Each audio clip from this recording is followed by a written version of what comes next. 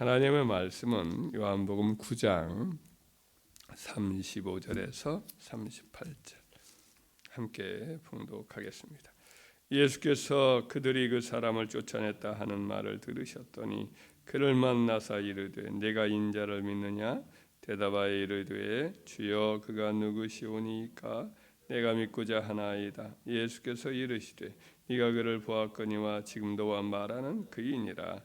이르되 주여 내가 믿나이다 하고 절하는지라. 아멘. 예수님께서 길가에서 날 때부터 맹인된 사람을 이렇게 보셨어요.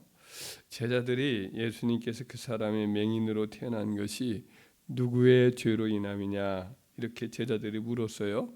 그랬더니 이제 그의 죄 때문인가 또 그의 부모의 죄 때문인가 이렇게 그 맹인된 그 이제 거린을 이렇게 두고서 물었거든요. 그때 예수님이 그 사람들에게 제자들에게 뭐라고 말하냐면 이 사람이나 그 부모의 죄 때문이 아니라 그에게서 하나님이 하시는 일을 나타내고자 하심이라 이렇게 대답을 해 주십니다. 그리고는 예수님께서 땅에 침을 뱉어서 진흙을 이겨 그의 눈에 바르셔요. 그리고 실로암 못에 가서 씻으라고 말씀하셨습니다. 그 사람이 이제 보이지 않는 눈을 이렇게 의지해서 실로암 못에 가서 물로 자기 눈을 씻었습니다. 실로암 물이 적지만은 않더라고. 제가 그 인터넷 동영상으로 보니까 물이 꽤 많이 이렇게 흐르는 것을 보았습니다. 그렇게 해서 그 사람이 눈을 씻으니까 순식간에 눈이 밝아져요. 근데 그날이 이제 안식일이었는데 이로 인해서 이제 바리새인들이 문제를 삼아요. 그 소경되었다가 눈이 떠진 사람을 데리고 이것저것 꼬치꼬치 이제 캐물으면서 예수님이 이제 안식일에 병을 고친 일을 가지고 계속해서 트집을 잡고 비난을 했습니다. 근데 이제 그 눈이 떠진 그 사람은 여기저기 이제 한 번 두 번 또 계속 불려다니면서 너를 고친 사람이 누구냐? 너는 그를 누구라고 생각하느냐?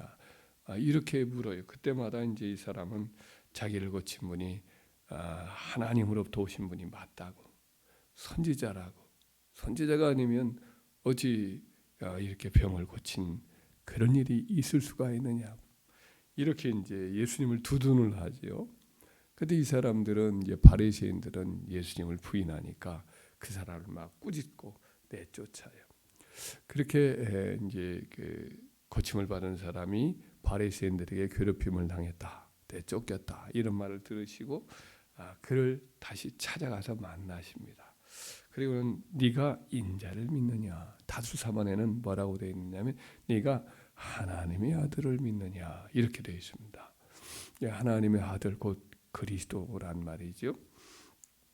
주여 그가 누구시오니까 내가 믿고자 하나이다. 그러자 다시 예수님이 그에게 자기 정체를 밝힙니다. 네가 그를 보았거니와 지금 너와 말하는 자가 그이니라. 그러자 이 사람이 절을 하면서 말을 하지요. 주여 내가 믿나이다. 이렇게 대답을 합니다. 그 소경되었다가 나은 사람은 눈만 떠진 게 아니에요. 병만 고친 게 아닙니다. 이 예수님이 바로 그리스도구나 라는 것을 받아들여서 영혼 구원까지 얻는 축복을 받은 거죠. 예수님이 한번 병만 고치고 그냥 만 것이 아니라 그에게 찾아와서 그의 영혼의 눈까지도 또 띄워줘서 바로 그리스도를 알아보게 만들고 믿게 만드는 그런 은혜를 주신 거죠. 청중 사람들이 어떤 물건을 팔고는 그 다음에는 아무런 후에 그 물건이 고침 좀 문제가 있거나 할 때에 도와주질 않고 AS를 하지 않는 경우도 있는데 어떤 회사는 AS를 잘해주는 그런 회사도 있지 않습니까? 근데 예수님은 바로 어떤 분이냐? 그 사람의 병만 고칠 뿐 아니라 그 이후에 그 사람의 영혼의 병까지도 고쳐주시는 그야말로 AS가 잘 하시는 그런 회사요, 그런 의사란 말이죠. 38년 되었던 중풍병자를 예수님이 고친 적이 있습니다. 바로 이제 오늘 요한복음 이제 5장에 나오는 말씀인데 베데스다 연못가에 엎드려 가지고 그 자기 병을 고침을 받고자 오랫동안 기다렸으나 누가 자기를 그 물이 움직일 때 천사가 와서 이제 병을 고친다 이런 전설이 있고 실제로 그런 열매가 있었던 것 같아요.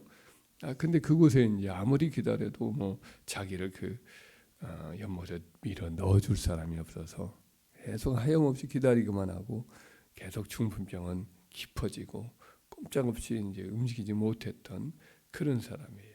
예수님이 그에게 찾아오십니다. 예루살렘 올라와서 베데스다에 가서 가장 병이 깊고 오래되었던 그분에게 와서 네가 낫고자 하느냐 이렇게 말씀하신 다음에 그를 고쳐주시죠. 그리고 이제 예수님이 조용히 거기서 물러가셔서 자기를 고친 사람이 예수님인지도 몰랐어요. 그러다가 성전에서 그 사람을 예수님이 다시 만나요. 예수님 그를 알아보는 거죠. 일부러 찾아가 그를 만나 주신 거라고 생각이 됩니다.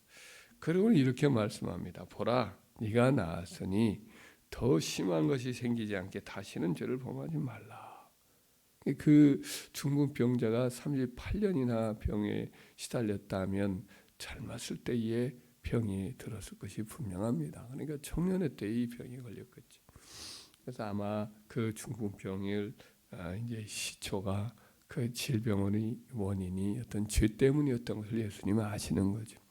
그래서 더 심한 것이 생기지 않도록 다시는 죄를 범하지 말아라. 그 사람에게 이 경고가 꼭 필요했던 거죠.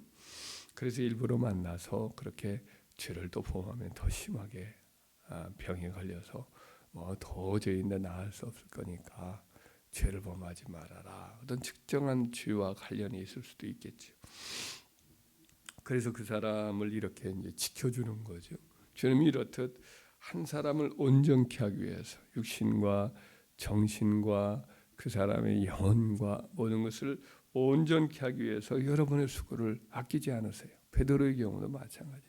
베드로를 제자로 삼았지만 그는 늘 부족한 사람이었는데 그때마다 예수님이 잘 가르쳐 주지요. 그를 고쳐 주지요. 그에게 가르치기를 마다하지 않지요.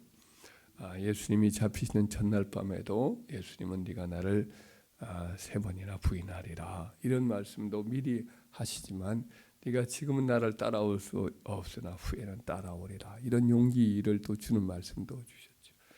그 다음에 그가 넘어졌습니다. 그리고 나서는 그가 크게 낙심할 것을 염려해서 부활하신 그날 오후에 또 그를 만나 주시죠. 또 그 이후에도 아직도 회복이 안 돼요. 공적 회복이 안 돼. 개인적으로 만나 주셨지만은 그가 다른 제자들 앞에서 얼굴을 들지 못하니까 갈릴리 바닷가에서 물고기를 잡을 때 새벽에 그에게 나타나 주시고 다른 제자들 보는 앞에서 네가 나를 사랑하느냐 3번이나 물으시고 내 양을 치라 내 어린 양을 먹이라 내 양을 치라고 그렇게 3번이나 또 사명을 그에게 다시 다른 제자들 앞에서 재천명하심으로 그로 하여금 다시 용기를 내어서 사도로 이 사명을 감당할 수 있도록 그렇게 해 주신 거죠. 그리고 끝까지 도와주셔서 그로 하여금 순교의 영광을 차지하게 해 주셨습니다. 사도 바울도 그가 세운 교회들이 여러 번 실수를 하죠. 죄를 범하죠. 사도의 가르침을 때로는 뭐 이렇게 가볍게 여기죠. 그런데 사도 바울은 포기하지 않습니다. 참 배신하는 그런 악한 일을 행하는 그런 교회다라고 포기하지 않고 계속해서 편지를 보내고 자기도 직접 가고 디도를 보내고 디모데를 보내고 그렇게 해서 끝내 다시 그 교회로 하여금 연약한 믿음에서 건강한 믿음으로 그렇게 세워질 수 있도록 늘 애를 써요. 기도하며 품고 그리고 기다려 주는 거죠. 감옥에 있을 때까지도 계속해서 이런 일을 계속하죠. 골로새서 1장 26절 27절에 보면 사도 바울이 자기의 사역 목표 이것을 이렇게 표현합니다. 우리가 그를 권하여 각 사람을 권하고 모든 지혜로 각 사람을 가르치면 각 사람을 그리스도 안에서 완전한 자로 세우려 함이니 이를 위하여 나도 내 속에서 능력으로 역사하시는 이의 역사를 따라 힘을 다하여 수고하노라. 그리스도를 전파해서 각 사람을 권하고 그것으로 끝나는 게 아니라 각 지혜로 모든 지혜로 각 사람을 또 가르치지요.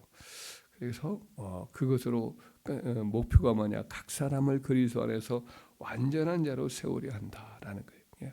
각 사람이니까 한 사람 한 사람인 거죠. 한 사람 한 사람을 계속해서 예수를 믿게 만들고 끊임없이 그의 성령 안에서의 지혜로 각 사람을 잘 가르치는 것은 한 사람 한 사람이 그리스도 안에서 장성한 분량에 이르도록 온전한 그리스도인, 온전한 제자로 세우고자 하기 때문이다. 이런 말씀을 합니다.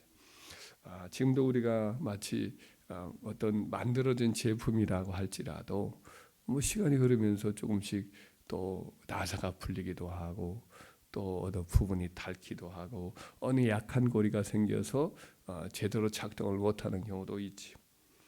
시간이 흐르면서 세상과의 관계에서 부딪히면서 닳아지고 제 기능을 잃어버린 부분도 많고 육신에 속한 우리 육신의 여러 본성들이 더 강하게 나타나서 성령의 역사가 또 막히는 경우도 있죠. 그래서 우리는 늘 주님의 만지심이 새로운 만지심이 절대적으로 필요한 존재지요. 감사하게도 주님 어떤 분이시냐? 에이스를 잘 해주시는 분이죠. 끊임없이 우리를 찾아와 주시고 살펴주시고 만져주시고 새롭게 하시는 분이셔요. 우리 주님은 완전한 의사예요. 할렐루야. 그래서 우리를 더 영적인 의미에서도 업그레이드를 시켜주시고 온전한 그리스도인이 되어서 주의 사명을 감당하게 하시는 분이심을 믿으시기 바랍니다. 네, 주님이 오늘도 이 새벽에 우리를 만져주시고 새롭게 하시고 우리의 가정과 우리의 모든 삶의 모습들을 하나님이 힘있게 하시는 그런 은혜가 있기를 주의 이름으로 축원합니다.